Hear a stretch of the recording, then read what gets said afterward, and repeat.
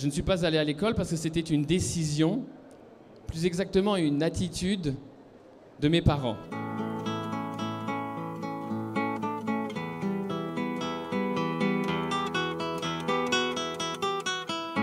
L'attitude de mes parents peut se résumer d'une manière assez simple. Ils ont toujours été très curieux et leur curiosité, c'était de se poser la question « Quel sera le prochain pas naturel dans le développement spontané, dans le cadre de la disposition spontanée de l'enfant ?» Leur question était donc « Quel sera le prochain pas naturel ?» et non « Par quelle action pédagogique de notre part nous pourrions induire un pas suivant ?» C'est ça la fin de l'éducation. C'est ne pas chercher à éduquer. Ne pas chercher à éduquer, c'est aussi être dans une grande confiance. Et je remarque souvent, peut-être que certains d'entre vous le savent, je suis amené à rencontrer beaucoup de parents qui scolarisent et aussi beaucoup de parents qui ne scolarisent pas leurs enfants. Et y compris pour ceux qui ne scolarisent pas leurs enfants, on entend souvent parler de ce souci.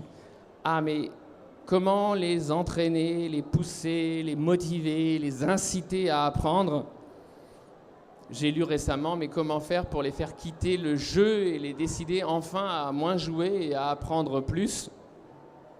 Et c'est très amusant parce qu'entre-temps, la neurobiologie et puis toutes les sciences ont prouvé une chose toute simple.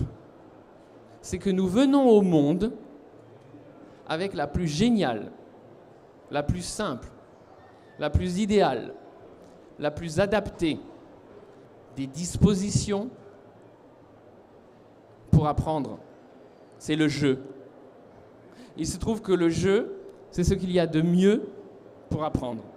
D'ailleurs, c'est intéressant. Dès qu'on laisse un enfant en paix, où qu'il soit, quel que soit le cadre, quelles que soient les circonstances, les conditions, dès qu'on laisse un enfant tranquille, que fait-il ? Il joue. Et si on ne l'interrompait jamais, il jouerait toujours.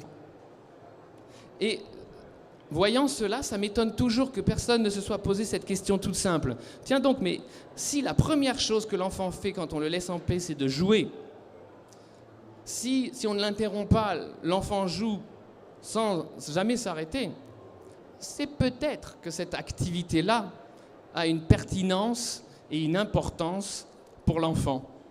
C'est étonnant que personne ne se soit posé cette question.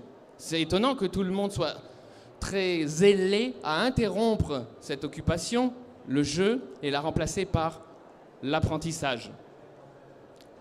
C'est étonnant aussi que personne ne se soit posé une question amusante. Que se passerait-il si on laissait un enfant jouer toute sa vie, par exemple pendant 42 ans ? Qu'en ressortirait-il ? Est-ce que ce serait vraiment un sauvage analphabète, asocial, chômeur ? Ben oui, parce que c'est ce que j'ai vécu. Et je ne suis ni asocial, ni analphabète, ni chômeur. Et pourtant, je continue, 42 ans après ma naissance, à jouer comme au premier jour. Alors, je plaide pour un retour du jeu et pour qu'on arrête de dégrader le jeu à une occupation tout juste bonne à remplir les loisirs. J'ai joué pendant 42 ans. Et